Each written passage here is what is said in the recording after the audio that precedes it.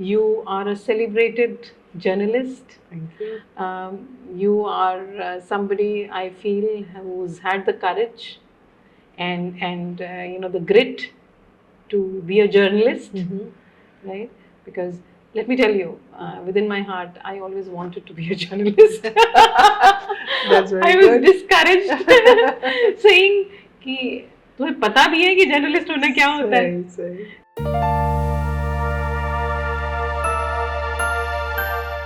I would like to know more about your childhood, because what I know is that you were the third born girl child in a family which Yes. belongs to Bihar with Patna.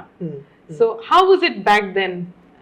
जब आप छोटी थी और जब आपको होश संभाला तो और आपकी माँ ने भी बताया होगा कि आप तीसरी बेटी जब आई तो घर में क्या माहौल था? हाँ, तो मुझे लगता है कि जब तीसरी बेटी किसी घर में जन्म लेती है तो सबसे ज़्यादा तो पड़ोसी और आपके फैमिली वाले जो चाचा और मामा और ददियाल और ननिहाल जिसको हम कहते हैं, वो लोग बहुत ज़्यादा परेशान हो जाते हैं. माँ बाप की बात छोड़ दीजिए, माँ बाप को इससे कोई परेशान, उनके सारे बच्चे बहुत प्रिय बच्चे होते हैं. तो ये सही है कि जब मेरा जन्म हुआ तो एक तरह से मातम का ही माहौल था घर में. The only happy person was my father and my mother, and my mother was not that educated in that way, but she is a very strong lady. And कई हमारे जो पड़ोस में थे वो चाइल्डलेस थे और उनका कहना था कि आपकी जगह अगर आपकी बेटी हो गई तो आप हमें दे देना. तो मम्मी उस समय कुछ खास बोलती नहीं थी क्योंकि दोस्ती है और दोस्ती निभानी पड़ती है, तो उसको मम्मी हंस करके ऐसे उसका जवाब दे देती थी. और जब मैं हुई तो तीसरी बेटी हो गई और मम्मी को बहुत खुशी थी इस बात की कि बच्ची हुई है, लेकिन बहुत बड़ा डर था उसके मन में कि कोई इसे ले ना ले मुझसे. So I was that blessed child जिसको माँ ने सबसे ज़ोर से पकड़ के रखा. मतलब मम्मी में मुझे ऐसे छोड़ती नहीं थी. और उसके बाद लोग आने लगे कि भाई हमें दे दीजिए, तीसरी बच्ची है, कौन रखता है तीसरी बच्ची, आप तो खुशी खुशी दे देंगे. एंड तो मेरी माँ ने कहा कि इसका तो सवाल ही नहीं पैदा होता है. And then my father was strongly standing behind my mother कि कोई इस बच्चे को छू भी नहीं सकता है. So that was the upbringing, जहाँ मेरे बाबा ने कहा जब हम बड़े हो रहे थे धीरे धीरे कि कभी मत सोचना कि तुम एक लड़की हो और किसी से कम हो. हमेशा अपने आप को एक इंसान की तरह समझना और इंसान की तरह खुद को अपने आप को मजबूत बनाना. कभी ये नहीं सोचना कि कोई तुम पर ज़बरदस्ती कर सकता है या तुम्हें अपनी तरफ मोड़ सकता है. So that education was at home, जिसको कहते हैं ना घर जो होता है वो सबसे बड़ा आपका स्कूल होता है, सबसे बड़ा पाठशाला होता है, सबसे बड़ा जहाँ सबसे ज़्यादा हम सीखते हैं. So that was my parents, that was my father, and that was my mother. So I am that blessed child. और ऐसा होता था कि जैसे बड़ी सिस्टर्स हैं तो बड़े बड़े सिबलिंग कोई भी होता है, so, थोड़ा सा भाई बहन में बस ये फ़र्क हो जाता है कि कुछ चीज़ें जो भाई ने की होती हैं वो बहन से ज़रूरी एक्सपेक्ट नहीं की जाती हैं. तो आपकी जो बहनें कर रही थी तो क्या वो आपसे भी एक्सपेक्ट किया जाता था कि भाई अब ये तो वही करेगी, अगर उन्होंने कोई सब्जेक्ट्स लिए तो अब नमिता भी यही सब्जेक्ट लेगी, अगर वो खाना बना लेती हैं रसोई में चली जाती है तो नमिता भी ये कर सकती है, या कैसा था? मतलब वो ग्रोइंग अप कैसा था घर में? हमारी जो बड़ी बहन है, मैं अपनी बीच वाली बहन से कुछ 3.5 साल की छोटी हूँ, तो I was treated as a kid like. बहुत मुझे वो लोग दोनों अपना खेलते थे और मुझे किनारे कर देते थे, नहीं इसको तो दूध भात दे देना है, ऐसा टाइप से एक बचपन में चलता था कि ऐसे ही इसको किनारे में रखना है. सो आई वॉज लाइक, और इसे मैं ब्लेसिंग मानूंगी कि वो लोग मुझे बहुत बच्चे की तरह ट्रीट करते थे. लेकिन हाँ, वो दोनों जो थी उन पर एक आम जिंदगी जैसे पढ़ने जाना है, पढ़ाई करनी है, जो कि हमारे घर में उसका बहुत ज़्यादा महत्व था. हमारे घर में उस समय भी बहुत सारे मैगजीन्स आते थे. और मैं आपको बताऊं, बिहार में जो लोग बिहार से, मैं बिहार से ओरिजिनली हूँ, तो जो भी लोग बिहार में रहते हैं वहाँ इंटरटेनमेंट का बहुत ज़्यादा साधन नहीं है। तो और ख़ासकर लड़कियों के लिए कि बाहर खेलने नहीं जा सकती है, या इतने सिनेमा घर नहीं है कि आप जा कर के वहाँ होटल में खाने का रिवाज नहीं है कि कोई जाए और लड़की अकेले जा कर के खा के चले आए। तो हमारे लिए जो सबसे बड़ा एंटरटेनमेंट था वो था पढ़ाई। तो बाबा क्या करते थे कि खूब सारा मैगजीन पेपर हमारे घर में आता था। उस समय का बहुत फेमस धर्मी हुआ करता था, माधुरी था, और हम लोग सबके पसंद का एक एक न्यूज़पेपर होता था। तो जो न्यूज़पेपर इंडियन नेशन उस समय बहुत पॉपुलर था। मम्मी के लिए अलग से, मम्मी को फिल्मों में बहुत रुचि थी, तो उनके लिए फिल्मों की, तो पढ़ाई ही हमारा सबसे ज़्यादा था। अब चाहे हम जो पढ़े, नॉवेल पढ़े या कोर्स का किताब पढ़े या अखबार पढ़े, पर पढ़ाई हमारे लिए बहुत इम्पोर्टेंट था और वो हमारे इंटरटेनमेंट का सबसे बड़ा साधन था। तो घर में एक माहौल हमेशा बना रहता था। दोनों बहनों ने बहुत अच्छी पढ़ाई की, बहुत अच्छे से अपना काम किया। बड़ी बहन ने एक स्टार्टिंग में मेरी बीच वाली बहन टीचर बनी, फिर बाद में वो बिजनेस में आई। बड़ी वाली बहन ने ऑल इंडिया कंपटीशन कम्पीट करके वो चली गई उसमें सरकारी जॉब में। तो ये दोनों का हो गया था। पर मैं ये सब देख रही थी और मैं थोड़ा सा, मुझे सही रास्ते, एकदम सीधा रास्ता कोई बना दे और मैं उस पर चल लूँ, मुझे जरा ये मंजूर नहीं था। तो मैंने शुरू से ही सोचा था कि मुझे कुछ तो करना है, पर थोड़ा सा वो जो लड़कियों के लिए कुछ बना देते हैं ना कि आप या तो टीचर बनो या 10 to 5 जॉब करो या डॉक्टर बनो, ना कुछ जॉब है जो महिलाओं के लिए एकदम है कि ये सब नहीं किया तो पकड़ के शादी कर देंगे। तो ये सब था। तो मेरा शुरू से था कि मुझे बने बनाए रास्ते पे नहीं चलना है, मुझे अपना रास्ता खुद बनाना है। So that was the time I started writing in the newspaper. मैंने immediately after your college. Yeah, immediately. But before that, when I was in the school and in my college, I was a very good debater. तो कभी भी school में कुछ लिखने का काम आता था या इंटर कॉलेज कॉम्पिटिशन्स होते थे डिबेट के, तो I will be there like lead करते थे उस चीज़ को। और स्कूल में टीचर्स का या कॉलेजेस में टीचर्स का बहुत साथ मिला, नेचुरली उनका गाइडेंस मिला। सो पेरेंट्स भी इनकरेज करते थे डिबेट्स में पार्ट लेना और ये करना, या कुछ ओपिनियन वहाँ पे भी होते हैं कई बार फैमिली के कि अरे बहस में पड़ गई? हाँ, तो ये आपने बहुत सही बात कही कि इतना सब कुछ रोजी रोजी नहीं होता है। तो पिताजी को, बाबा को थोड़ा लगा कि कहाँ चली जाती है डिबेट करने के लिए, दूसरे कॉलेज और स्कूल में चली जाती है, और पढ़ाई का समय है तो उस समय बाहर है। तो उनको लगता था कि ये चीज़ उसमें शामिल नहीं हो रही है। जो मेरा रिजल्ट आएगा, फाइनल रिजल्ट, तो शायद मुझे उसमें अच्छे नंबर नहीं आएंगे क्योंकि ये भटक रही है उसमें। तो दैट वाज वेरी राइट कि पेरेंट्स आपको उस समय नहीं सहयोग करते हैं, और एक दबाव रहता है कि आप पढ़ाई पे ध्यान दीजिए और आप अपने कंपटीशन की तैयारी कीजिए। तो ये सब रहा, लेकिन ये तब तक ये एक संघर्ष है। जैसे ही एक लड़की जन्म लेती है या लड़का भी जन्म लेता है, तो एक संघर्ष हमारा जो है ना लाइफ का, वो चलता रहता है। आपकी जब तक जिंदगी है ना, you have to be struggle, मतलब स्ट्रगल आपके जिंदगी के साथ जुड़ा हुआ है। तो वो वहाँ था। लेकिन जब अखबार में नाम के साथ आर्टिकल निकलते थे, तो उसमें सबसे ज़्यादा खुश होने वाले हमारे बाबा होते थे। और देन सारा अखबार, मतलब एक क्या, मतलब उसके 10-10 कॉपी बाबा खरीद के रखते थे, और जो कोई भी आता था तो उसको देखो ये ना नमिता ने लिखा है, तो वो सबसे पहले होते थे उसकी बड़ाई करने वाले, उसकी तारीफ करने वाले।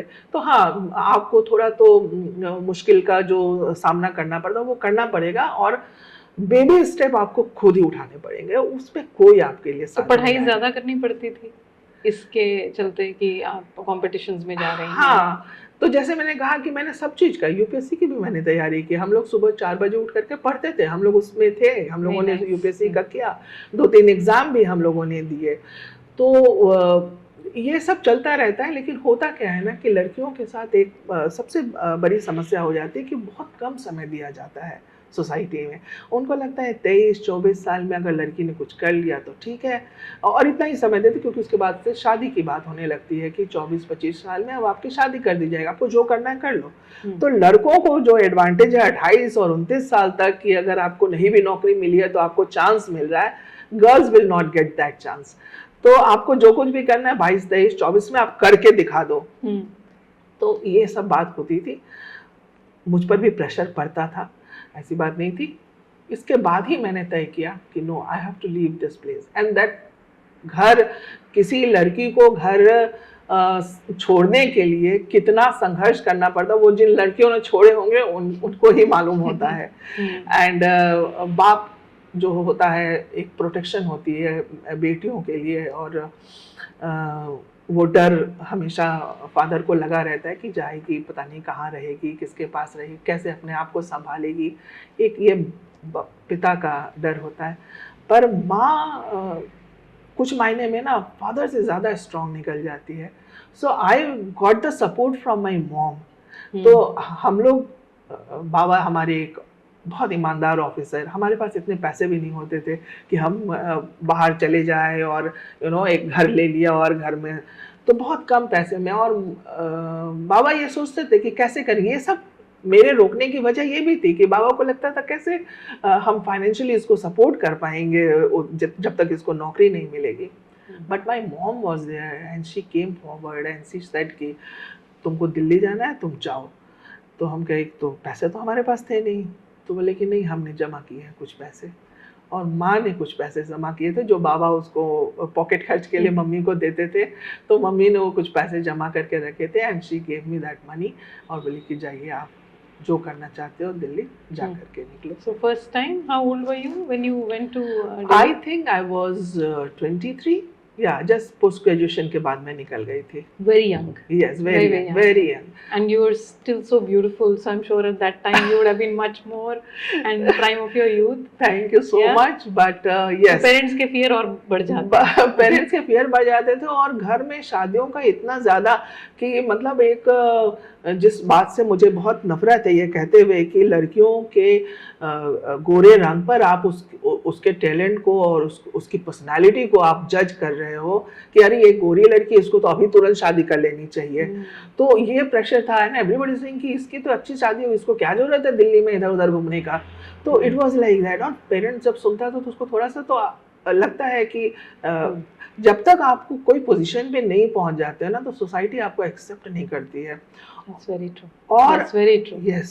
और उसमें सबसे ज्यादा ना आपके माँ बाप को झेलना पड़ता है, और माँ बाप एक चादर के मतलब एक पर्दे की तरह झेल रहा है और वो हमारे तक पहुंचने नहीं दे रहा है। तो this my parents have suffered from कि इतना बड़े बड़े घर से लड़कों की आ रही है तो क्यों नहीं शादी कर दे रहे हो आप, आखिर क्या चाहते हो, क्या तुम उसके लायक नहीं हो क्या शादी करने के। तो ये सब बातें हो रही थी। नेचुरली हम लोग फिर वहाँ गई और मैं काफ़ी कोशिश की और वहाँ के मीडिया हाउसेस में गए। somehow मुझे दिल्ली yes दिल्ली में अकेली गई आप? Yes, I was alone. Wow. And my मासी was there, so I she was in Delhi. Yes, she was in Delhi. तो मैं एक झोला पकड़ ली, बैग था एक छोटा सा इसमें, और मैं बहुत साधारण कपड़े पहनती हूँ, मेरे पास इतने कपड़े तो मैं एक्चुअली मेरे स्कूल और कॉलेज में इस नाम से ही जाने जाती थी, खादी वाली नमिता। तो आई हैव सम खादी का कुर्ता एंड सम सलवार, और वही उसको रख करके मैं निकल गई थी। मैं बहुत मतलब कम तर में जिंदगी जीने वाली महिला हूँ। मुझे बहुत कम चीज़ों में पसंद पड़ता है कि इतने से काम चल जाता है तो ठीक है, इससे ज़्यादा की क्या ज़रूरत है। सो इतने ही थोड़े से कपड़े थे और हम मासी के पास चले गए। मासी मेरी अपनी मासी थी, वो मुझे देखकर घबरा गई कि अरे कहाँ कैसे हो गए, कुछ पता नहीं चला तुम्हारा, क्योंकि तब तो इतना फ़ोन वगैरह नहीं था ना कि आप फ़ोन करके बोल दिया मम्मी ने कि आ रही है, और चिट्ठी आने में लेट लगती, तो सडनली हो गया कि अब निकलना है तो निकलना है, कौन मौका छोड़ेगा, कहीं किसी का मन बदल गया। तो मासी वहाँ देख कर के घबरा गई कि अरे क्या हुआ, कैसे हुआ। तो हमने कहा हाँ मासी, हम अब यहीं पर जॉब करेंगे, हम यहाँ जॉब खोजेंगे। तो बोली हाँ ठीक है। तो इस तरीके से स्टार्टिंग हुई हमारी। और दिल्ली में जाके क्या लगा, मतलब एकदम पटना से Delhi, what was the first thing which एकदम जो नमिता याद आती है आपको कि oh you arrived in Delhi, कुछ ऐसा एक्सपीरियंस? तुमने इतनी अच्छी बात बोली है ना कि जैसे ही मैं ट्रेन से निजामुद्दीन स्टेशन से उतरी और वो जो हवा का थपेड़ा पड़ा मेरे चेहरे पर ठंडापन का, तो फ्रीडम का सबसे पहला एहसास जो मुझे हुआ वो स्टेशन पर हुआ कि क्या होती है। Now I am free. Freedom मतलब माँ बाप से फ्रीडम नहीं, लेकिन हाँ जो उनके उनके उनके कवच से, उनके चादर से, उनके प्रोटेक्शन से मैं बाहर थी। Now I have to think everything, each and every step, कौन सा मेरे लिए सही जगह है, किससे बात करना सही है, कौन से ऑटो में मैं बैठूं जहाँ से मैं सेफ चली जाऊं, ये सारा चीज़ अब मुझे डिसाइड करना था। क्योंकि now there is no baba, there is no maa, कोई नहीं है। सो आप कह सकते हैं कि फ्रीडम का जो पहला एहसास होता है जिसमें बहुत ज़्यादा ताकत की ज़रूरत पड़ती है, वो मुझे निज़ामुद्दीन स्टेशन पर एहसास हुआ। तो हाँ, ये पहला ये था। फिर मैं वहाँ से अब दिल्ली, पटना जैसे शहर में मैं स्कूल जाती हूँ और कॉलेज जाती हूँ और नानी के घर जाती हूँ और अपने चाची के घर, इतना ही मुझे जगह मालूम था, इसके ज़्यादा तो हम लोग कहीं जाते नहीं थे। अब दिल्ली जैसे जो बिल्कुल नया शहर है मेरे लिए, तो धीरे धीरे बस का नंबर पता करना, जाना, ऑफिसेज में जाना, जगह जगह मीडिया के ऑफिसेज में जाना, तो इस तरीके से स्टार्टिंग हुई। उस टाइम तो इंटरनेट नहीं होता था, तो कैसे ढूंढती थी कि कौन सा ऑफिस कहाँ जाएं, कैसे जाएं? हाँ बिल्कुल। तो उसमें होता था क्या था कि पेपर खरीद लेते थे हम लोग, तो सब पेपर के नीचे में एड्रेस रहता था, सारे ऑफिसेज का एड्रेस और ये। तो सबसे पहला काम यही होता था कि कोई बुक स्टॉल पर गए जो कि अगल बगल जो भी घर के हैं, तो वहाँ से पेपर मैगजीन सब खरीद वरीद के हम लोग घर आ जाते थे। और उसके बाद वहाँ से देखते थे कि किसका किसका एड्रेस है, और कटिंग थी उसके, हम लोग कटिंग काट करके बैग में रख लेते थे। और फिर उसके बाद मोस्ट ऑफ द वो कनॉट प्लेस में, स्टेशन बिल्डिंग में, उन जगहों पे तो लगता था कि वहाँ चले गए तो हम 2-3 ऑफिस कवर कर लेंगे। एक वहाँ एक बिल्डिंग थी, INS बिल्डिंग थी जिसमें बहुत सारे ऑफिसेस थे इसके, तो वहाँ चले जाते, तो दिन भर वहाँ बैठे रहते थे। एक बार वहाँ ऑफिस में सब जगह बायोडाटा लेकर के कि वहाँ दे रहे, यहाँ दे रहे, और सबको अरे बिहार जैसे जगह से चली आई है लड़की। और क्या होता था कि सब जगह भाई भतीजावाद तो हर जगह है, तो यहाँ भी था। तो आपके घर में कोई है जर्नलिस्ट? हमने नहीं, कोई नहीं है जर्नलिस्ट हमारे घर में, हम अकेले हो गए हैं। तो लगता था कि कैसे, तो हाँ ये एक स्ट्रगल था, एक स्ट्रगल का फेज था। और with in 1 month I receive 1 job, एक जॉब मुझे मिल गया। एंड देन फिर रास्ता खुलता गया, क्योंकि एक के बाद फिर फील्ड में हम लोगों से। जब जॉब मिली आपको नमिता, किस बेसिस पे मिली आपको? ऐसा क्या चीज उस टाइम पे क्या उन्होंने देखा? हाँ, तो हमारे पटना में जब मैं थी तो वहाँ मैंने जो लिखा था उसके कटिंग वगैरह हम बना करके रखे थे। तो वो अखबार हम उनको दिखाते थे कि देखिए मेरा ये छपा है, हम इस टॉपिक पे लिखते हैं, हम इस पे लिखते हैं। और मुझे ये वर्ल्ड पॉलिटिक्स पे लिखने का बड़ा शौक था। और मेरा जो था ना वो इंटरनेशनल पॉलिटिक्स मेरा सब्जेक्ट भी था। मैं पॉलिटिकल साइंस से पोस्ट ग्रेजुएशन किया है। तो एक मेरा ना बड़ा उस पर बहुत अच्छी पकड़ थी मेरी इंटरनेशनल पॉलिटिक्स पे। और मेरे जैसा यंग बच्चा इंटरनेशनल पॉलिटिक्स पे लिख रहा है, तो एक तो ये बड़े जो दिग्गज पत्रकार थे उनको डाइजेस्ट ही नहीं होता था। मतलब ये ना प्रोफेसर लिख सकता है या कोई बहुत धुरंधर पत्रकार लिख सकता है, मेरे जैसा नया नया कल का आया हुआ पत्रकार कैसे लिख सकता है इंटरनेशनल पॉलिटिक्स पे। ये एक लड़ाई थी कि उनको साबित करना पड़ता था कि साहब हम जानते हैं, हम इक्वेशन जानते हैं, हम कोल्ड वॉर जानते हैं, हम रशिया और USA का रिलेशन जानते हैं, हम लिख सकते हैं। तो धीरे धीरे ये हम उनको बताते थे। लेकिन फिर इलेक्ट्रॉनिक मीडिया का एक दौर आया, तो आज तक शुरू हुआ और उसमें मुझे अपॉर्चुनिटी मिली और उसी में मैंने लंबे समय तक काम किया। तो उस टाइम पे जर्नलिज्म में क्या बहुत सारी लड़कियां या women, I mean and I am talking about the time when you started, तो क्या was it normal for women और girls to be in journalism? I can't say that it was normal. No, it was not normal at all. और लड़कियों को बहुत struggle करना पड़ा है इस फील्ड में आने के लिए। और जो लड़कियां आती थी उनको डेस्क पे काम दे देते थे। कि आप डेस्क पे लिखो, बाहर जाकर। तो जब मैं पटना में भी जब अखबारों में काम करती थी तो मुझे डेस्क ही मिल रहा था कि आप डेस्क पे लिखो। मैंने कहा कि मैं डेस्क के लिए नहीं, मैं डेस्क पर भी काम कर दूंगी, पर मुझे रिपोर्टिंग भी चाहिए। तो खैर वहाँ के कुछ एडिटर थे जिन्होंने मुझे सपोर्ट किया, तो मैं वहाँ पर तो मुझे फील्ड का आइडिया हो गया, फील्ड में कैसे काम करते हैं उसका मुझे था। बिहार में उस समय भी बहुत कम लड़कियां थी फील्ड में। और उसके बाद फिर जब मैं यहाँ आई तो फिर डेस्क पर ही रिक्रूटमेंट हुआ कि डेस्क पर है, क्योंकि हम लोग हिंदी बेल्ट से आए थे, हिंदी हम लोगों की अच्छी थी, तो हम लोगों और दिल्ली में और मेट्रोज में तो एक अंग्रेजी का माहौल होता है, एक अंग्रेजी कल्चर होता है वहाँ पर। तो हम लोग को वहाँ पर मिला अपॉर्चुनिटी मिलता। हमने कहा कि जो भी मिलता है, पहले हमारे पास कोई चॉइस नहीं था, तो हमें जो भी मिल रहा है मुझे उसमें जाना है। तो जब डेस्क पे मिला तो हम लोगों ने उसको ले लिया, एक्सेप्ट कर लिया। और उसके बाद फिर धीरे धीरे हुआ कि हम इसमें भी जा सकते हैं, रिपोर्टिंग में भी जा सकते हैं। फिर हमारे जो सीनियर्स थे उनको थोड़ा विश्वास हुआ कि हाँ ये रिपोर्टिंग भी कर सकते हैं, तो वो धीरे धीरे रिपोर्टिंग देने लगे। और फिर दिल्ली फिर दिल्ली के बाहर भी हम लोगों को भेजा जाने लगी। और आप क्या किस तरह की न्यूज़ आइटम्स कवर कर रहे हैं? तो उसमें हम लोगों को भी बहुत ज़्यादा फील्ड नहीं था, जो बड़े बड़े इससे ब्रांड से आए थे, जैसे स्टेटमेंट से आया, कोई टाइम्स ऑफ इंडिया से आया, तो उनको अच्छे बीट्स मिलते थे, पॉलिटिकल बीट्स मिलते थे, क्राइम के बीट मिलते थे। हम लोग को थोड़ा आर्ट एंड कल्चर टाइप का बीट मिल जाता था। तो पर कोई बात नहीं है, जो भी मिला आप उसको एक्सेप्ट कीजिए ग्रेसफुली। और उसके बाद मुझे एक यूपी टूरिज्म की तरफ से एक हमें आया कि हम लोगों को ये ऋषिकेश जाना है और यूपी वहाँ पर योग का और ये सब का रिपोर्टिंग करना है। तो हमारे जो सीनियर थे उनको लगा कि मैं जा सकती हूँ, कर सकती हूँ, तो उन्होंने मुझे अपॉर्चुनिटी दिया। और मैं पूरी टीम गई थी, दिल्ली से पूरी टीम वो लेकर के गए थे और हम लोग वहाँ गए। वहाँ जाकर के एक परमार्थ निकेतन है, बहुत फेमस परमार्थ निकेतन है वहाँ पर। तो वहाँ पे हुआ कि इंटरनेशनल योग डे पर या कुछ योग का कुछ इंटरनेशनली कुछ वो प्रोग्राम कर रहे थे, तो उस पर हम लोगों को करना था। और हम लोग दुनिया को बताना चाहते थे कि भारत में योग का क्या फ्यूचर है, मतलब योग हमारे लिए कितना इम्पोर्टेंट है, हम ही लोग दुनिया को बता सकते हैं। तो वहाँ जब मैं गई तो वहाँ मुझे एक यूएसए की एक महिला मिली और मोर और लेस हम लोग एक ही एज के थे, 24-25 के वो भी रही होंगी, मैं भी थी।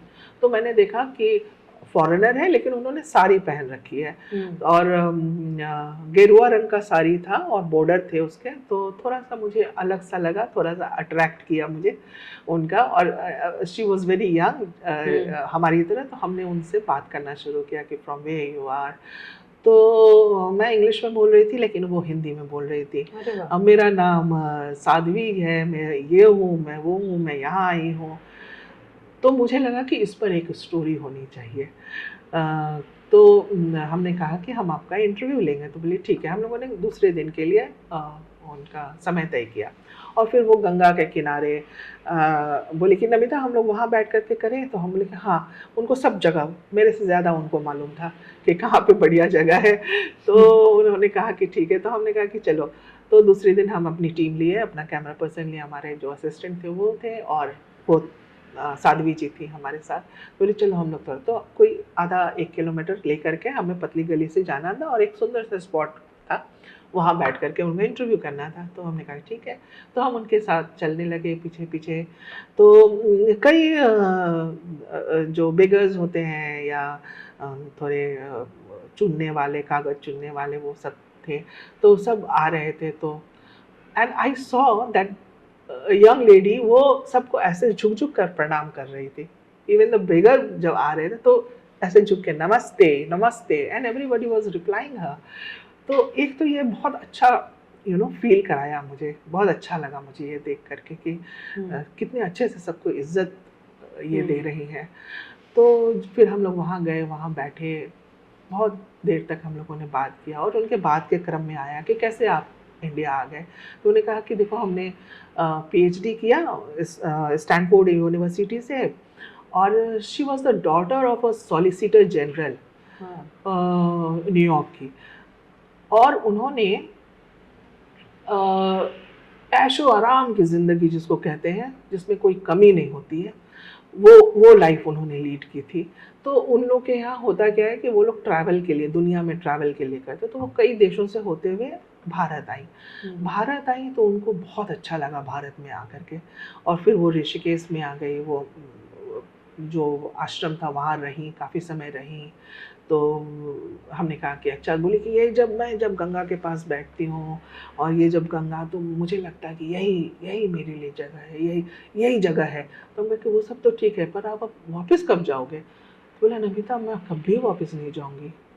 एंड आई वाज शॉक्ड कि हम बोले अच्छा, तो बोले कि हाँ अब मैं कभी वापस नहीं जाऊँगी, मैं भारत नहीं छोड़ सकती हूँ, ये मेरा देश हो गया है, ये मेरा घर है, और मुझे जो इतना ये सुकून मिलता है यहाँ पर, मुझे दुनिया में इतनी जगह घूमी हूँ, मुझे कोई कहीं नहीं ये शांति नहीं मिलती है। और ये बात उनके पेरेंट्स के लिए बहुत डिस्टर्बिंग था कि एक बेटी है और वो सारा कुछ छोड़ के। तो हमने कहा कि इतना सब सुनने के बाद हमने कहा कि चलिए आपका घर देखते हैं, कहाँ पे आप रहते हैं। तो हम लोग वहाँ गए, उनके रूम में गए, और आप विश्वास नहीं करेंगी, मैं खुद भी नहीं सोच सकती कि मैं वैसे स्थिति में रह पाऊँगी कि एक चौकी लगी थी, लकड़ी की चौकी थी, एक मोटा सा दड़ी था उनके चौकी पर, और एक छोटा सा तकिया रखा हुआ था, साइड में एक बाल्टी रखी हुई थी, उसमें एक मग था, और एक छोटा सा दीवार पर ऐनक रखा था, उसमें एक कंघी थी। यही सामान था उनके घर में। वो जब सोने के लिए जाते थे तो अपना दरी बिछाती थी, वो बाल्टी लेकर के जाती थी, जहाँ बाथरूम था वहाँ पे नहाती थी, वो आती थी, कॉम करती थी, अपना कपड़ा पहनती थी, और यही इतना ही इतनी छोटी सी एक जिसको कहते हैं सर्कल में उनकी पूरी ज़िंदगी समाई हुई थी। तो मुझे बहुत आश्चर्य हुआ ये सब देख करके। हमने कहा कि आप इतना, ये टफ लाइफ है, आपके एज में आप रह लेंगी? बोले हाँ मुझे बहुत अच्छा लगता है यहाँ, और जो इनर हैप्पीनेस जो मुझे कहीं नहीं मिला दुनिया में, वो मुझे यहाँ मिलता है, और मुझे वही चाहिए, और मुझे कुछ नहीं चाहिए। और लेटर ऑन उनसे बातचीत में पता चला कि she was offered from the Hollywood film industry कि आप आइए और हमारे यहाँ हीरोइन का काम कीजिए, but she refused it and she said कि नहीं, भारत ही अब मेरा घर है और मैं यहीं रहूँगी और ये इसी लाइफ को मैं जीऊँगी। बाद में उन्होंने किताब लिखी, अभी 2 साल पहले उनकी from Hollywood to the Himalaya करके उनकी एक किताब है, वो उन्होंने लिखी। So you've been in touch with her? हम लोग सोशल मीडिया पे टच पे हैं। Yes yes. तो शुरू में ही एक ऐसा इन्फ्लुएंस हो गया कि जहाँ पे लाइफ के बहुत करीब आपने कुछ एक्सपीरियंस किया कि इस तरह से भी कुछ हो सकता है, क्योंकि ऐसी चीज़ें अंदर से कुछ शिफ्ट कर देती हैं। हाँ। और आपको पता नहीं चलता है। बिल्कुल। सो उसके बाद इसके then you did this UP tourism वाला है। हाँ, ये स्टोरी, और ये स्टोरी हम लोगों ने ब्रेक की। This was the first story जो हम लोगों ने उसको आज तक पर ब्रेक किया, और फिर बाद में इसको बहुत सराहा गया इस स्टोरी को। फिर हम लोग वापस गए, फिर बाद में बाकी चैनल्स ने भी किए होंगे ज़रूर। तो हाँ, ये एक बहुत सुखद अनुभव था मेरे लिए। और फिर हम काफ़ी स्टोरी कर रहे थे, जैसा कि आपने कहा कि महिलाओं को क्या है, फील्ड में है महिलाएं, फील्ड में महिलाएं हैं, पर उनको वो चैलेंजिंग काम करने की अपॉर्चुनिटी नहीं मिलती है। तो जब मैं दिल्ली गई, फिर कल काम कर ही रही थी, 2-3 सालों तक मैंने काम किया, पर मुझे सेटिस्फैक्शन नहीं लग रहा था, क्योंकि मैं जो काम करना चाह रही थी वो मुझे मिल नहीं रहा था। मुझे थोड़ा सफोकेशन हो रहा था कि मुझे और कुछ करना है। Then I asked my senior कि आप ना मुझे बिहार भेज दो, क्योंकि उन्होंने कहा कि बिहार वाज लाइक वेरी, किसी के भी को आप बोलोगे बिहार में काम करे तो बिहार में कैसे रहते हो, मतलब लोगों के दिमाग में एक परसेप्शन बना हुआ है बिहार के लिए। तो उनके लिए भी बड़ा था कि Namita, women are not allowed in Bihar electronic media में।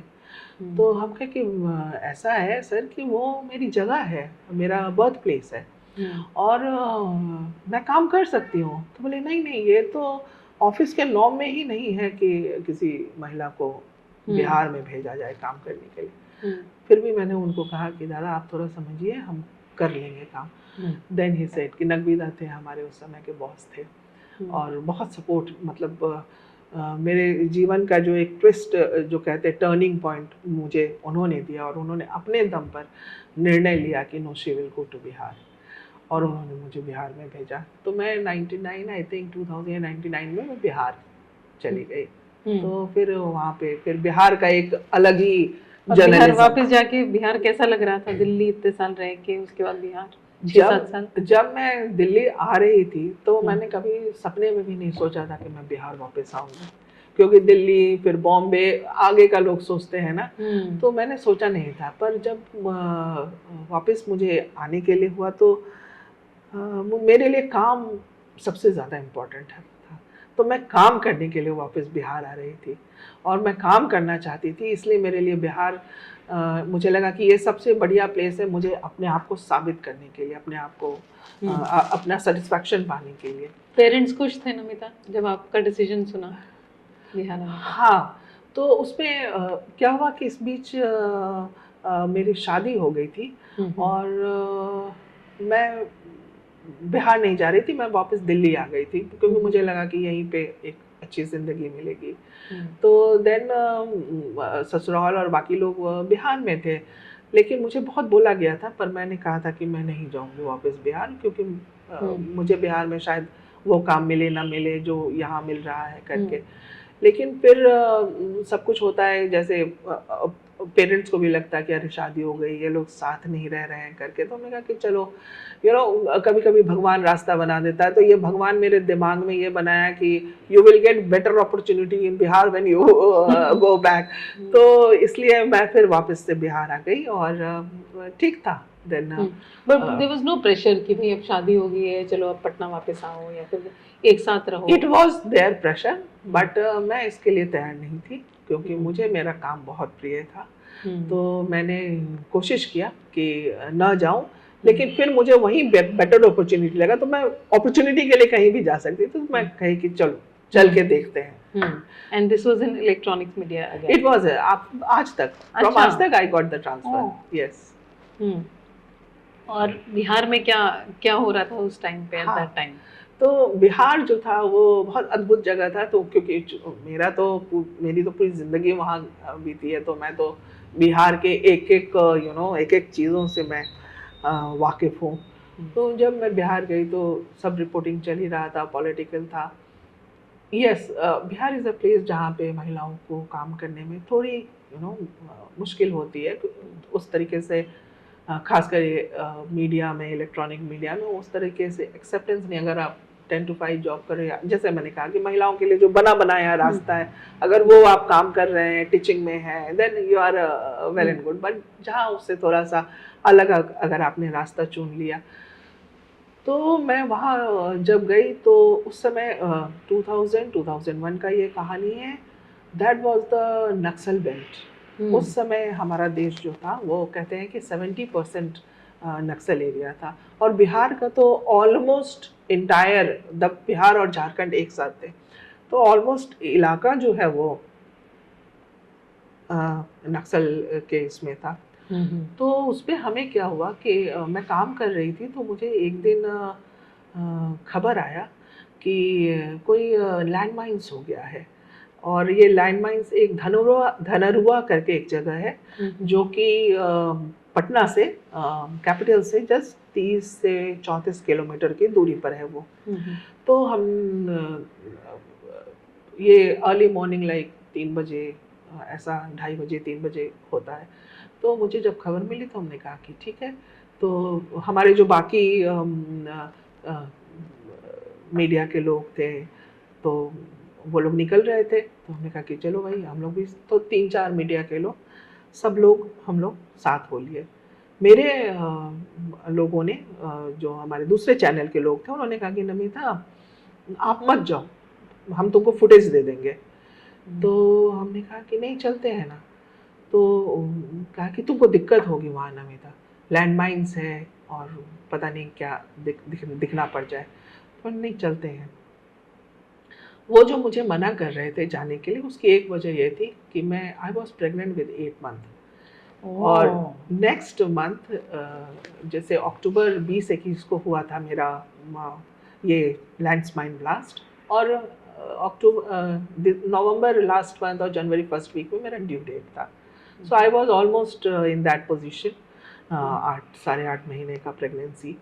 तो मैं इसलिए वो ज़्यादा मुझे बोल रहे थे, मैंने कहा नहीं चलो चलते हैं, वो मेरा काम है। अब मैं महिला हूँ, इसके लिए मैं एक्सक्यूज़ नहीं ले सकती, मैं लेना भी नहीं चाहती।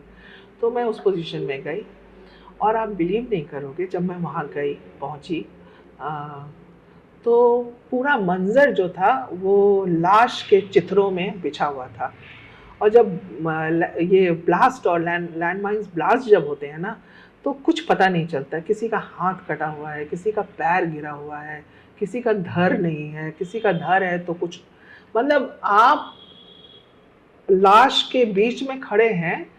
और तब स्थिति में जब अगले महीने आपको एक नया जन्म देना है, I was about to standing at that place कि अगले महीने मुझे एक नई जिंदगी देनी है, and I am standing it between the dead bodies. और वो भी ऐसी वैसी डेड बॉडीज नहीं थी, मेरे 10 कदम थोड़ी सी दूर पर एक पैर गिरा हुआ है, किसी का हाथ टूट के गिरा हुआ है, और दूर में मैं देख रही हूँ कि एक बॉडी गिरी हुई है जिसका सिर नहीं है और जिसका पैर भी नहीं है। और मैं धीरे धीरे उस बॉडी की तरफ बढ़ती हूँ, जाकर देखती हूँ, देखने की एक शंका थी मेरे मन में, मैं जाकर देखती हूँ तो उसका बैच लगा हुआ था और उस बैच पर लिखा हुआ था सुमन कुमार। अब सुमन कुमार उस थाना के पुलिस इंचार्ज थे। ये वही सुमन कुमार थे कि जब कभी भी मैं जाती थी उस इलाके में कवरेज के लिए, तो वो सुमन कुमार मुझे बिठाते थे। कुछ ठंडा पानी पी करके जाइए मैडम, कुछ पानी बॉटल ले करके जाइए, क्योंकि अभी आप जा रही हैं, आप कब तक वापस आएंगी आपको नहीं मालूम है। मतलब उसके आगे का इलाका फिर और बिहार होता जाता था। तो और जब मैं जाती थी तो वो अपने इलाके तक ना अपना एक पुलिस का जो कहते हैं ना सिक्योरिटी के, मैडम के साथ पीछे पीछे जाओ, मैडम की गाड़ी के पीछे, जब तक जहाँ तक उनका इलाका था वो उनकी गाड़ी वहाँ तक छोड़ करके मुझे आती थी। तो मैं जब देखी कि ये सुमन कुमार, क्योंकि जैसे ही मैंने सुना कि धनरवा, ये मेरे दिमाग में आ गया कि सुमन कुमार का पता नहीं क्या है, अब वहाँ मैं किससे पूछती। तो जब मैंने देखा वो डेड बॉडी तो मुझे बहुत तकलीफ हुआ, और तभी मैंने तय किया था। आज मुझे कई जगह पर लोग बुलाते हैं बोलने के लिए, मैं कई जगह जाती हूँ अपना, और हर जगह मैं सुमन कुमार जी को एक रिस्पेक्ट देती हूँ, उनका नाम लेकर के। He was that police officer जो कि इतना लोगों का ध्यान रखते थे। मैं अकेली नहीं थी, उन कई लोग थे वहाँ पे उस इलाके में जिसका वो ध्यान रखते थे। So, ये सब होता है, लेकिन आप एक्सक्यूज नहीं बोल सकते कि आप महिला हैं नहीं काम करेंगे। आप दो मुझे काम, कोई भी परिस्थिति हो, महिला वो काम करने के लिए तैयार है। ये चीज़ बहुत रेयर है जो आप बता रही हैं, और ये एक्सपीरियंस, इट इज़ समथिंग कि I can't even visualise what you are saying. मतलब बहुत टफ चीज़ होगी। ऐसी क्या चीज़ थी अंदर जो you had this courage to go and see all this? There has to be something, right? इसके बारे में मैं यही कह सकती हूँ कि मैं थोड़ा तो जुनूनी है, एक जुनून तो ज़रूर है, और वो जुनून इसलिए बन जाता है कि मेरे माँ बाप 3 बेटियों के पिता थे, तो जाहिर सी बात है कि उनको बहुत कुछ सुनना पड़ता होगा। ये मैं बचपन से देखते आ रही थी कि कभी मेरे फादर को कोई कुछ बोल देता था, and that father was like very strong father, कि कुछ गलत, कहीं पे कुछ गलत होना है तो he is the first person, वो जंप कर जाते थे। कुछ किसी के साथ गलत हो रहा है तो he is the first person, वो जंप कर जाते थे। और आप बिलीव नहीं करेंगी, उनको गार्डनिंग का बड़ा शौक था, उनको सब मिला हुआ था। ही वाज अ ऑफिसर, उनको गार्डनर मिला था, उनको ड्राइवर मिला था, सब कुछ था उनके पास, but he love to do the work himself. तो बहुत से लोग जो गाँव से आते थे ना, तो काम खोजते थे, अब उनको काम तो आता नहीं था, तो बाबा कहते थे कि चलो आओ मेरे साथ, तुम गार्डनिंग करो, गार्डनिंग सीखो। तो उसको गार्डनिंग से, और ऐसे कई लोगों को आज स्किल एजुकेशन की बात कर रहे हैं, मेरे बाबा तब से करते थे, ये सफाई करो, इसको ऐसे सफाई करो। और लोगों ने अपनी ज़िंदगी बनाई है, जो गांव से आकर के कोई गार्डनर बना, कोई सफाई कर्मचारी बना, तो इस तरीके से उन लोगों ने उन्होंने, तो मैंने हमेशा मतलब बाबा को और मम्मी को, अरे तुम्हारी तो ज़िंदगी बड़ी ख़राब हो जाएगी, तुमको तो 3 बेटी है, तुम लोग तो रहोगे भी कहाँ, बूढ़े हो जाओगे तो रहोगे कहाँ, बिकॉज तो ये सब ना मुझे बहुत भीतर उद्वेलित करता था, जिसको कहते हैं ना कि 3 बेटियों का माँ बाप होना इसमें क्या। इवन जब हम कॉन्वेंट में पढ़ते थे तब भी कोई प्रेज नहीं किया मेरे बाबा को कि ये 3 बेटियों को कॉन्वेंट स्कूल में पढ़ा रहा है जहाँ इतना खर्च। तब भी बोलते थे 3 बेटी है इसको और कॉन्वेंट में पढ़ा रहा है, क्या जरूरत है इतना पैसा खर्च करने की, जाके बैंक में रखो, सबका शादी में दहेज देना होगा। तो ये सब चीज मैं देखती रहती थी, मैं सुनती रहती थी और मुझे ये मैं सोचती थी ठीक है ये मेरे पर ऐसे कितने लोग होंगे कि जिसको ये सब सुनना पड़ता होगा। ठीक है कि मेरे मम्मी पापा उसमें से निकल गए। तो ये बचपन से ही वो ना एक कहते हैं ना अंदर में ये आग थी कि सोसाइटी में कोई किसी को भी हक नहीं है कि आप किसी को गलत देखो या किसी के लिए गलत बोलो या कुछ गलत काम करो। तो ये भीतर भीतर ना एक अजीब किस्म का ताकत देता है। जब आप सच्चाई के लिए खड़े होते हो ना और अच्छाई के लिए खड़े होते हो ना तो भगवान आपको खुद ताकतवर बना देता है। तो ये शुरू से मुझे शायद ये थोड़ा बरबोलापन लगे पर मुझे मौत से कभी डर लगा ही नहीं। मुझे लगा कि ये इसको जब आना है तब आएगा, पर इसके लिए इंसान जीना नहीं छोड़ देगा, इसके लिए इंसान सच बोलना नहीं छोड़ देगा। तो ये था कि हमेशा से कि कुछ करना है और कोई भी स्थिति हो वहाँ पे खड़ा होना है, खड़े होकर के काम करना है। तो इसलिए इसके लिए मैं अपने पेरेंट्स को भी बहुत ज़्यादा मानती हूँ कि उन लोगों ने हमें इतना टफ बनाया। बाबा ने हमें बहुत टफ बनाया क्योंकि एक समय के बाद उन्होंने कहा कि अब आपको डिसाइड करना है, आपको क्या पढ़ना है, आपको कैसे कपड़ा पहनना है, आपको कैसे रहना है, कैसे ही कीप अस कंप्लीटली इंडिपेंडेंट कि आप तय करो कि आपको कौन सा रास्ता चुनना है। So that education is there with me. And then जब आप यहाँ जा रही थी और ऐसी सिचुएशन में थी physically, because you know of course as a mind mentally आप बहुत स्ट्रांग हैं, लेकिन physically because you know when you are carrying a child and you are going to be a mother, so आपके ऊपर एक added responsibility लगती है क्योंकि आप एक नेक्स्ट जनरेशन कैरी कर रही हैं। वो फियर उस टाइम पे कुछ ऐसा फियर और how you were feeling about it, because that was your first experience also, right?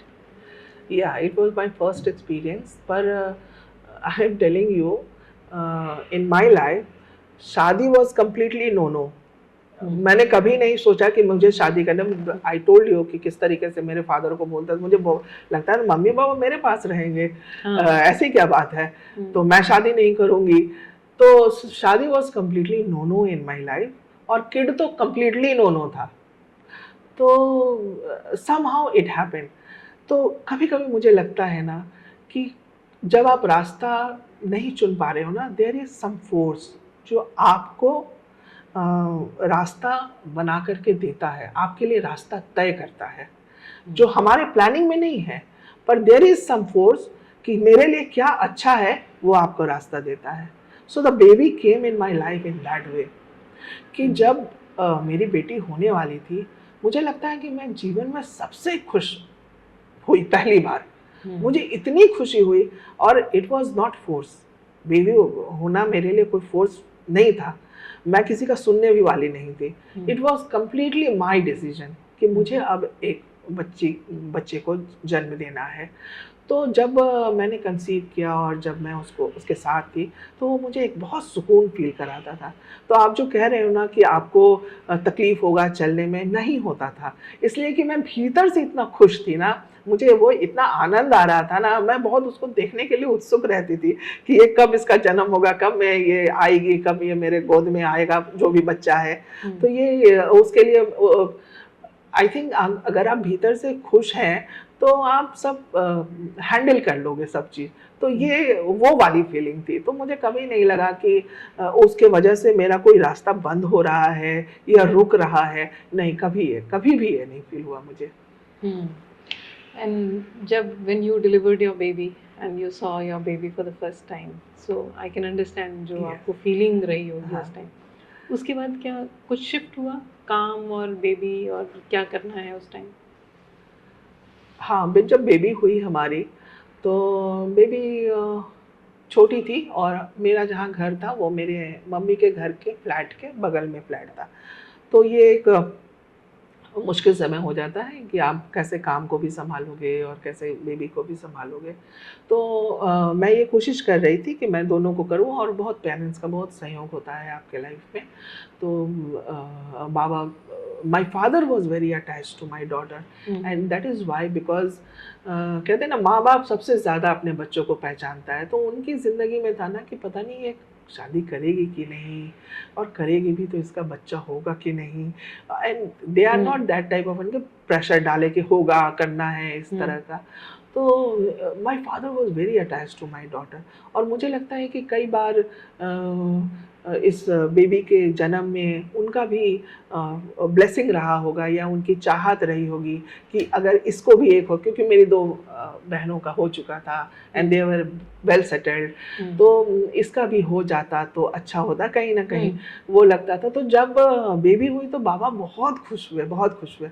और उनका था कि बेबी का सारा कुछ वो देखते, all those we have the helper, पर मेरी बेटी का देखभाल जिस तरीके से बाबा ने किया ना, तो अगर माँ बाप आपके बच्चे को देख रहा है तो आप तो 80% रिलैक्स हो गए। तो मैं काम पर बहुत ध्यान देती थी, और बच्चे पर थोड़ा मेरा वो टाइम का नहीं सेटलमेंट होता था।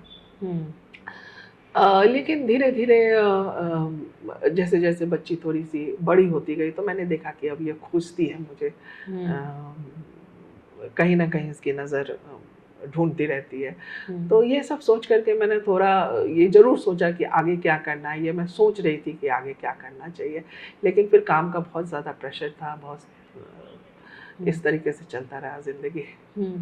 And then fast forward, Goa happened, right? So Goa, और गोवा आके यहाँ पे and with your daughter, and you also had your sister here. तो गोवा कैसा लगा, मतलब दिल्ली, पटना, ये सब छोड़ के फिर गोवा?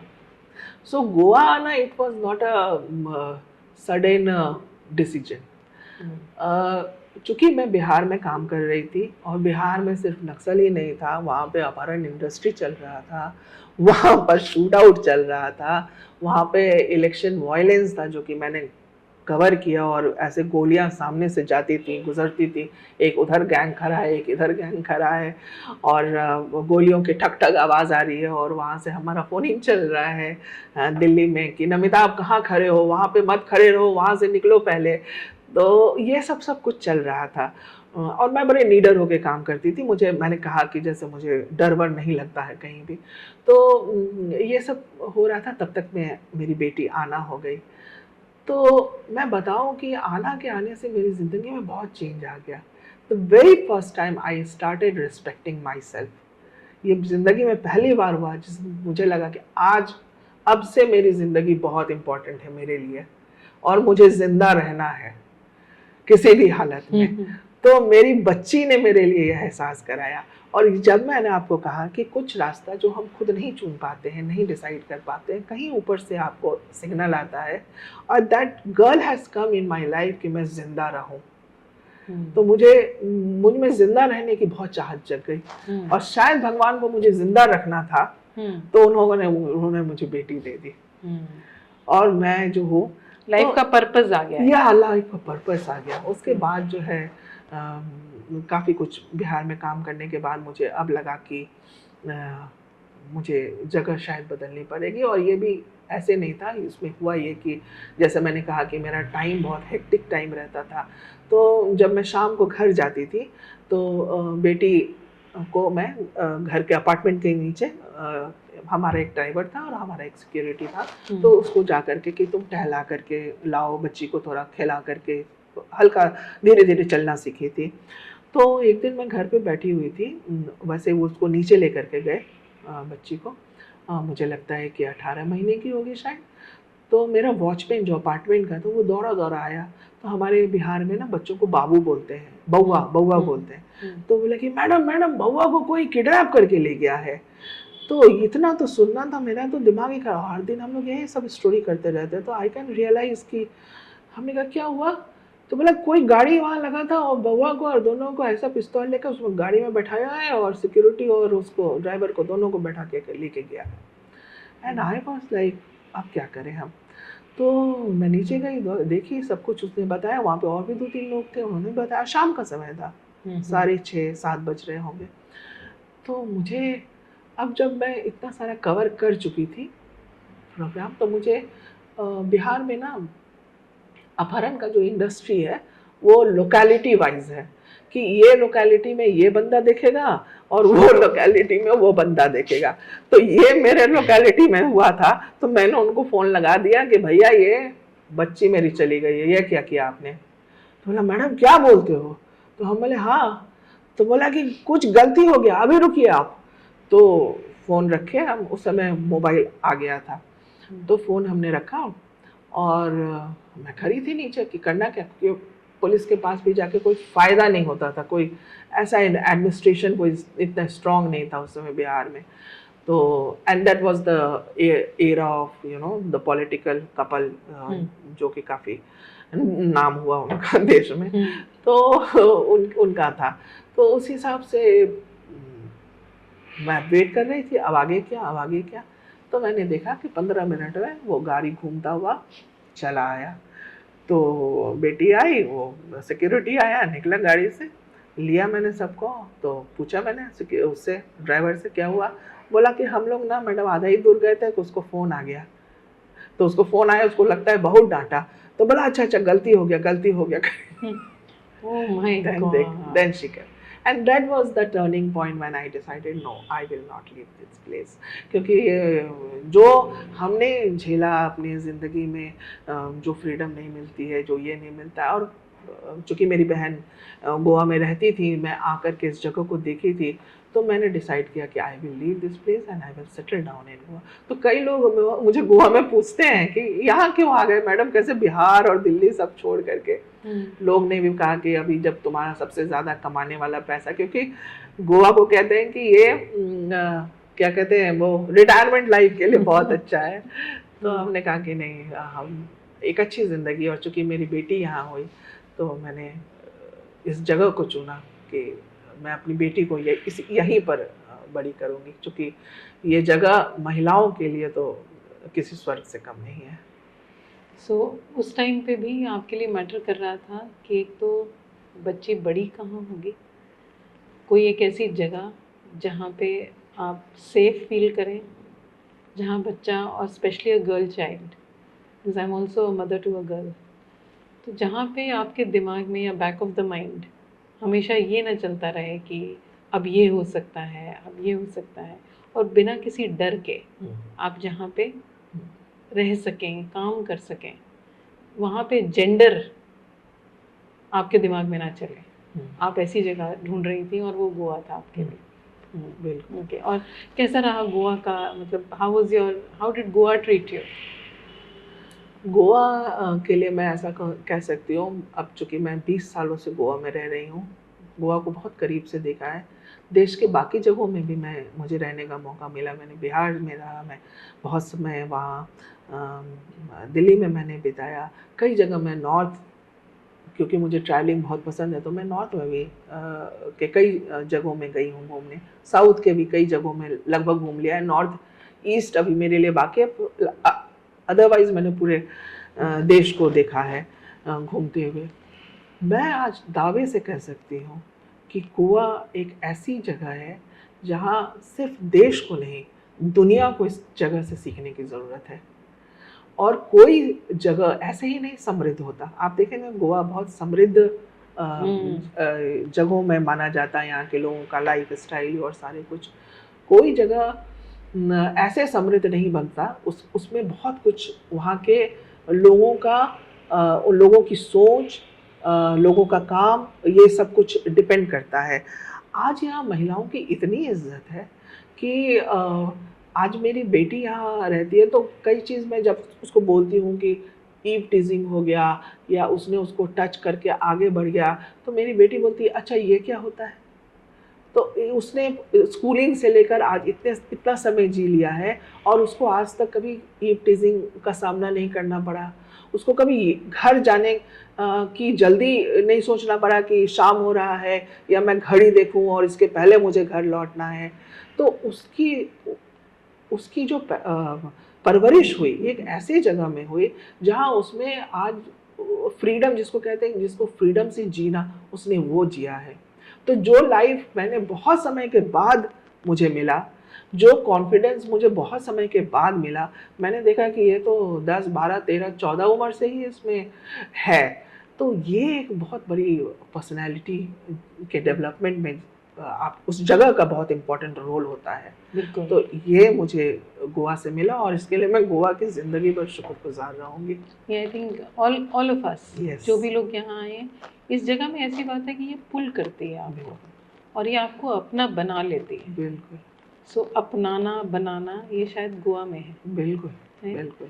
नमिता, आपने फिर यहाँ पे गोवा समाचार हिंदी हाँ। में शुरू किया। हाँ। So I was very pleasantly surprise to see कि अरे यार, हिंदी का भी यहाँ पे एक कोई ऐसा फोर्टनाइट शायद है न्यूज़पेपर जो आप चलाती हैं। तो आपका फोकस क्या था? क्या क्या सोच रही थी गोवा में आके हिंदी का न्यूज़पेपर?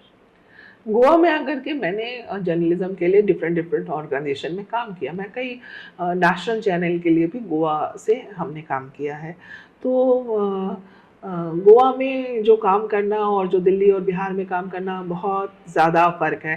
तो गोवा इज़ समथिंग डिफरेंट, बाकी जगह बहुत अलग है। तो मुझे यहाँ काम करना बहुत अच्छा लगा और मैंने जितने समय अपना काम किया मुझे बहुत अच्छा लगा। वक्त कुछ ऐसा बदला कि कुछ अपने व्यक्तिगत कारणों की वजह से मैं अपनी बेटी के साथ रहती हूँ। मैं एक सिंगल मदर हूँ और मुझे लगा कि अब मुझे अपना कुछ करना चाहिए था, क्योंकि जो भी पैसे हमने कमाए थे, हम लोगों ने यहाँ घर लिया और काफ़ी लोन में पैसा चला गया। तो देखा जाए तो इकोनॉमिकली मेरे पास कुछ भी नहीं था। मैं सब कुछ अपना, एक महिला जो एक मध्यम वर्ग की महिला होती है उसके लिए यही ख्वाब होता है कि उसका अपना घर हो। तो वो घर सिर्फ चार दीवारी नहीं होता है, उसमें रहने वाले इंसान भी होते हैं। तो अब मैंने अपना सब कुछ एक घर को घर बनाने में लगा दिया। लेकिन कुछ समय के बाद मुझे पता चला कि जिसको मैं अपना घर मान रही थी वो एक्चुअली वो मुझे घर नहीं मान रहा था। मैं किसी के लिए कॉम्पिटिटर थी या आई डोंट नो क्या थी, पर मुझे जो चाहिए था, जो मामूली सी चीज़ होती है, एक रिस्पेक्ट होता है, एक रिगार्ड होता है, तो वो मुझे लगा कि कहीं ना कहीं वो है। और ये मुझ पर मेंटल प्रेशर डाल रहा था। तो इन चीज़ों को मैंने ना बहुत नज़दीक से देखा। तो एक दिन मेरी बेटी ने कहा कि माँ, आप इतना काम कर चुके हो तो कुछ करते क्यों नहीं हो? तो मैंने कोशिश की कि मुझे कहीं जॉब मिल जाए। तो at the age of 50 it is very difficult for the women to get a job, कि 3-4 साल आपने रोक दिया और फिर आपको जॉब मिलेगा। 50 साल की उम्र की महिला को it is next to the impossible, जिसको कहते हैं। एक पुरुष को मिलेगा और एक बहुत अच्छा पोजीशन मिलेगा पुरुष को, लेकिन एक महिला को नहीं मिलेगा। तो महिला एक सोसाइटी का ऐसी सोच है सोसाइटी की कि एक सर्टेन एज के बाद महिलाओं को सोसाइटी जो है वो रिटायर घोषित कर देती है।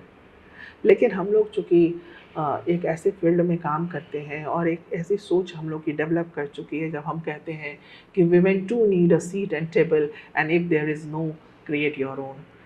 तो हमने कहा कि चलो कुछ अपना करते हैं। और बेटी ने कहा कि माँ, आपने बहुत काम किया, आप कुछ भी कर सकते हो, आप अपना कर सकते हो। सो डॉटर इज़ लाइक स्ट्रेंथ, मतलब डॉटर का बहुत इम्पोर्टेंट रोल है मेरे लाइफ में। तो मैंने कहा कि ठीक है, करते हैं। Then I started thinking about the Goa Samachar and उसके लिए हमने अपने दिल्ली ऑफिस में उसके लिए अप्लाई किया।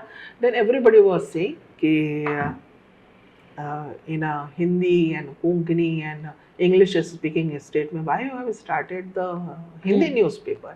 And then I said कि taking challenge is my passion। लेकिन मुझे वो काम ही नहीं लगता है जिसमें सब पूरी भीड़ चली जा रही हो। मुझे वो काम हमेशा अच्छा लगता है जो लीग से अलग हट के, जिसमें कुछ करने के लिए, जिसमें कुछ चुनौती है, जिसमें कुछ चैलेंजेस हैं। तो हमने कहा कि चलो करके देखते हैं। यहाँ पे हिंदी नहीं है, हिंदी हमारी राजभाषा है और क्यों नहीं, हिंदी से कोई ये तो है नहीं, हिंदी तो हम कहते हैं कि जोड़ने की भाषा है। और फिर हमारे बॉलीवुड का बहुत कंट्रीब्यूशन है हिंदी को, फ्रॉम नॉर्थ टू साउथ कहें तो उन लोगों का बहुत कंट्रीब्यूशन है हिंदी को बढ़ावा देने में। तो हमने कहा कि हम हिंदी में करते हैं। Somehow I got all the papers from the Delhi office और हमने यहाँ पे कोविड के समय अच्छा। कोविड के समय जो हमारे प्रधानमंत्री कहते हैं ना कि आपदा को अवसर में बदलें, तो मैं उसको सबसे ज्यादा इस्तेमाल की हूँ। I was just going to say, Namita, your story is like opportunity in the chaos. Yes. Yeah? Right. जहाँ right. chaos है, बस। चाहे वो नक्सलवाद हो, बिल्कुल चाहे वो बिहार हो, बिल्कुल चाहे वो दिल्ली में इलेक्ट्रॉनिक मीडिया हो, या गोवा में हिंदी न्यूज़पेपर हिंदी हो, news it is like out of chaos you will create an opportunity, right? Yeah. That is your. Yes so अगर स्ट्रॉन्ग विल पावर है, इच्छा शक्ति है, और आप करना चाहते हो, आप करोगे, रास्ता बनता है, बनाया जाता है, बन जाता है, ऊपर से कोई ना कोई आपके लिए आता है रास्ता बनाने के लिए, और कोई ना कोई भेज देते हैं। जैसे कैसे कहते हैं कुछ नारद जी की उस कौन रूप में आ जाए भगवान आपके सामने, आपको मालूम नहीं है। तो इसी तरीके से हो गया। तो उसको काफ़ी, और पिछले कुछ, this is not a political point of view, but I must say this, क्योंकि हमने 3 दशक देखा है जर्नलिज्म का, और मैं बहुत सी चीज़ों को बहुत करीब से देखी हूँ। तो पिछले 10-11 सालों में जिस तरीके से महिलाओं को अपॉर्चुनिटी मिली है, कभी नहीं था, ये कभी भी नहीं था। और अगर मैं सोचती हूँ, अगर मैं यंग रहती, और अगर अभी जो अपॉर्चुनिटी महिलाओं को मिला, अगर ये मुझे उस समय मिला होता, तो मैं आज बहुत कुछ कर चुकी होती। लेकिन उस समय बहुत ही लिमिटेड थे सोर्स काम के और महिलाओं के लिए। तो इस तरीके से, जिस तरीके, और ये बातें जो हो रही हैं, ये सिर्फ पेपर पे नहीं होती है, ये हकीकत में दिखी।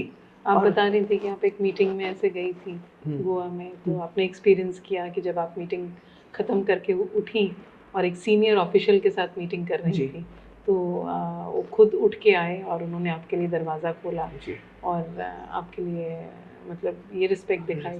तो जबकि ये एक बेसिक एक्सपेक्टेशन हो सकती है, हाँ। लेकिन क्योंकि maybe because we are women, maybe because we come from states or places where this is not normal, we appreciate even these gestures. Yes. हमारे लिए ये माने रखते हैं, बिल्कुल। these things which are reflection of respect to us, Yes. you know, or regard to who we are. Yes. ये जो basic चीज़ें हैं, ये भी हमारे लिए माने रखते हैं. These are also things which matter a lot to us. बिल्कुल, और ये सबसे ज़्यादा मैटर करता है। और गोवा की ये खासियत है जहाँ इसको एकदम प्रायोरिटी पे रखते हैं, महिलाओं की इज्जत करना, उनका रिस्पेक्ट करना, उनका साथ देना, लेग पुलिंग नहीं करना। ये मैंने इस स्टेट में देखा है बहुत करीब से। और कहीं भी मैं जाऊँ, महिलाओं के संगठन में मैं जाऊँ, मुझे बहुत इज्जत मिलती है, अप्रिशिएट करती हैं उन चीज़ों को कि नमिता ने ये यहाँ से अपना जर्नी शुरू किया और यहाँ तक पहुँचा। मुझे कभी कोई भाषा का विवाद दिखा ही नहीं इस जगह में। और मैं पॉलिटिकल उसमें जाऊँ, चूँकि मैं जर्नलिस्ट हूँ, मुझे पॉलिटिकल लोगों से मिलते रहने का मौका मिलता है। मैंने आज तक नहीं देखा कि किसी ने भी, उनको भले ही हिंदी ना बोलनी आती हो, वो कोशिश करते हैं और फिर वो इंग्लिश में आ जाते हैं, but they start with Hindi. और उन्होंने कभी नहीं कहा कि नहीं मुझे ये हिंदी का चैनल, हिंदी का अखबार है, मुझे इनसे नहीं बात करनी, नहीं। और आप चूँकि गोवा समाचार जब शुरू हुआ, जो पिछले 4 सालों से चल रहा है और उसको बहुत सराहा गया। ये गोवा समाचार जो है वो सिर्फ एक न्यूज़पेपर, आज भी मैं कहती हूँ ये सिर्फ एक न्यूज़पेपर नहीं है, ये डिग्निटी, गोवा समाचार डिग्निटी ऑफ लाइफ है। इसने 2 ज़िंदगी, मुझे और मेरी बेटी को एक लाइफ दिया है डिग्निटी के साथ ज़िंदगी जीने के लिए। वो है गोवा समाचार। गोवा समाचार विमेन सपोर्ट विमेन का बहुत बड़ा उदाहरण है, क्योंकि जब मैं निकली पब्लिशिंग के लिए तो आई एम टेलिंग यू, मेरे पास पैसे नहीं थे। With zero amount I have started this newspaper and then I told my mom कि माँ हम अखबार शुरू कर रहे हैं। तो the very first thing my mom से, पैसे की चिंता मत करना और अपना काम मत रुकने देना। So first 2-3 issues my mom paid for that. And उसके बाद फिर मुझे डिज़ाइनिंग के लिए लोग चाहिए थे। तो यहाँ पर जब मैं गई ग्राफिक डिज़ाइनर से पूछने के लिए कि आप कितने पैसे लोगे, हम तो कोई इंडस्ट्रियलिस्ट नहीं है, हम लोग सिर्फ जर्नलिस्ट हैं और एक अपना शुरू किया है हमने। तो उनका जो भी अपना रहा होगा, हो सकता है वो नॉर्मल रेट रहा होगा, पर मेरे लिए वो बहुत ज़्यादा रेट था। देन आई फाउंड कि एक लड़की है जो कि डिज़ाइनिंग का काम जानती है। अच्छा, पेपर का डिज़ाइनिंग का काम ना लड़कियां बहुत कम है इसमें। तो देखो आप, मैं कहती हूँ ना कि कोई ना कोई आपकी मदद के लिए आता है, तो वो मुझे उनके बारे में पता चला, तो मैंने कहा उसके पास मैं गई, उसने पेपर का काम किया था। तो मैंने पूछा कि आप मेरे लिए पेपर कर दोगे, आप कितने पैसे लोगे? तो थोड़ी देर हमारी आपस में थोड़ी सी बात हुई, तो हमने कहा कि हाँ मुझे बताओ कि कितने पैसे लोगे।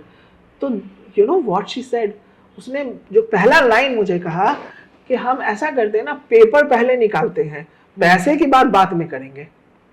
So this was the support. And I am telling you, जब हम लोगों ने आधी रात को बैठ करके वो पेपर, उसके ऑफिस में हमने आधी रात को बैठ करके पेपर निकाला, और जब हमारा प्रिंटिंग के पास चला गया पेपर, तो हम लोगों ने एक दूसरे को हग किया, एक दूसरे को। So this is the women support of women. मतलब एक मुश्किल भरा जिंदगी हमने तय किया, और सब होता गया, सब होता गया। आप अच्छे इंटेंशन से काम करोगे तो there is someone who help you. और आज मैं थैंकफुल हूँ बहुत लोगों की, संयुक्ता गावरे जो हमारी डिजाइनर हैं, और मेरी माँ है, तब से वही डिजाइन कर रही वही है। इसलिए मैं कहती हूँ कि ये जो हमारा अखबार है वो विमेन ओरिएंटेड अखबार है। The team is absolutely completely run by the team of women. Nice. This Goa Samachar is completely run by the team of women. Nice, nice. Yes. So और आप देखिए माँ आ गई मेरे पास कि now she's here in Goa. Yes. तो इस तरीके से होता गया। और एक और नाम मैं जरूर से लेना चाहूँगी, अगर मैं ना लूँ तो ये ज़्यादती हो जाएगी, कि जब मैं ये अखबार लेकर, क्योंकि सरकार, हम कहते हैं ना सरकार के पास, सरकार है कर देगी, तो अक्सर हम फिल्मों में सुनते हैं ये डायलॉग, पर ये सिर्फ डायलॉग नहीं है, मेरे जीवन में यथार्थ उतरा कि जब मैं अपने सरकार के पास गई, जब मैं अपने चीफ मिनिस्टर के पास गई, जब मैं अपने मुख्यमंत्री डॉक्टर सावंत के पास गई, तो मैंने कहा कि सर हम लोगों ने ये शुरू किया है, अगर आप हमारा थोड़ा सा भी मदद कर देंगे तो हम लोग इसको निकाल लेंगे। एंड दैट, जिनको मैं जेंटलमैन पॉलिटिशियन कहती हूँ, कि ही सेड कि मैडम आप अपना काम करो, वी आर देयर। और गोवा समाचार को इतना रिकग्निशन मिला, चाहे वो दिल्ली हो, चाहे बॉम्बे हो, या यूनिवर्सिटी ऑफ ऑक्सफोर्ड लंदन हो, हर जगह वुमेन लेड डेवलपमेंट के कैटेगरी में गोवा समाचार को अवार्ड मिला है। नहीं भी तो अभी मुझे लगता है कि 4 साल में नहीं भी तो मैंने 10 से 12 अवार्ड ले लिए हैं। क्या बात, क्या बात है। सो अब क्या प्लान है? What next and what more? Yes. So now I am where my position, जहाँ मैं हूँ अभी इस वक्त, and now I am crossing that age 56, 57 में। काफ़ी कुछ देखा, काफ़ी कुछ सुना। अब जो मेरा एजुकेशन है ना वो एक्सपीरियंस से है, मैंने चीज़ें बहुत देखी हैं। तो मैं वैसे भी कहती हूँ कि मेरा जो काम है ना वो नेशनल इंटरेस्ट के लिए है। मैं शुरू से, मेरे लिए नेशन फर्स्ट जो है, आज गोवा समाचार के लिए भी यही है, हम नेशन फर्स्ट के लिए काम करते हैं। कोई भी आज, चूँकि मैं सरहद पे नहीं काम करती हूँ, मैं कलम की सिपाही हूँ, तो अगर मेरे देश के बारे में, मेरे कंट्री के बारे में कोई भी अगेंस्ट में बात करेगा, I will be there to counter them. So ये मेरा पहला मकसद है। और देश प्रेम जो होता है वो कभी ख़त्म नहीं होता, ये मेरा, मैं जब तक जिंदा रहूँगी ये मेरे ऊपर हावी रहेगा कि मैं अपने कंट्री के लिए, चूँकि मेरा यही काम है, तो मैं इसके थ्रू मैं अपनी कंट्री के लिए ज़िंदा हूँ और काम करती रहूँगी। आज जब मैं लंदन गई यूनिवर्सिटी ऑफ ऑक्सफोर्ड की तरफ से, जब मुझे वो अवार्ड मिला, तो मैंने वहाँ लोगों को बताया कि क्या होता है, क्योंकि फॉरेन मीडिया हमारे लिए बहुत अच्छा नहीं लिखेगी, उसको गरीब भारत ही अच्छा लगता है, उसको वही मार्केट, गरीब मार्केट पसंद है भारत का, जहाँ वो अपना इकोनॉमी बढ़ा सके। Snake charmers, yes, still they feel the same thing, जबकि इतना काम हो रहा है। और लोगों ने कहा, तो हमने कहा कि नहीं, हम ऐसे ऐसे काम करते हैं और यहाँ पर हमारे पास तो पूरा डेटा है, तो महिलाओं का इतना यहाँ काम कर रही है, वहाँ का उस फील्ड में है, इस फील्ड में है, हमारे साइंटिस्ट महिलाएं हैं। तो दे वर लाइक, अच्छा इंडिया में इतना काम हो रहा है। हम्म। So they were very puzzled and very ये कि तो कौन बताएगा ये चीज़ें, कौन बताएगा, हम आप जैसे लोग ही जा कर के बताएंगे उनको कि ये एक मेरा माध्यम है अपने अखबार के तरह। दूसरा, मैं एक महिला हूँ तो मेरा ये काम है कि महिलाओं को हमेशा से उनका उचित स्थान मिले।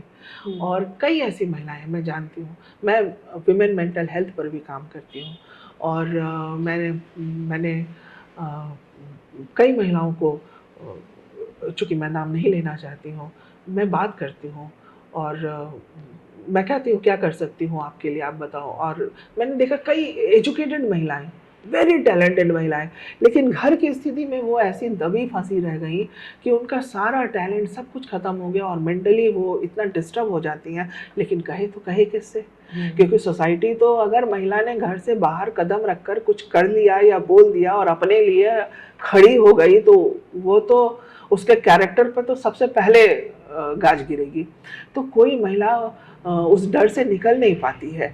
तो मैंने क्या किया कि इस तरह की महिलाओं को के साथ बैठना, बात करना, मतलब आपको जो लगता है, क्योंकि हम इस फील्ड में हैं, मुझे मालूम है गवर्नमेंट का स्कीम मालूम है, आप इस चीज़ से मत डरो कि आपको आगे क्या होगा, आपको सरकार है, सरकार की स्कीम से आप खड़े हो, आप बस खाली हिम्मत से खड़े हो और पूरा कायनात आपके लिए खड़ा है। तो ये मैं काम करती हूँ कि कहीं भी महिलाओं को कभी भी ज़रूरत पड़े, मुझे लगता है कि हाँ वहाँ मुझे रहना है।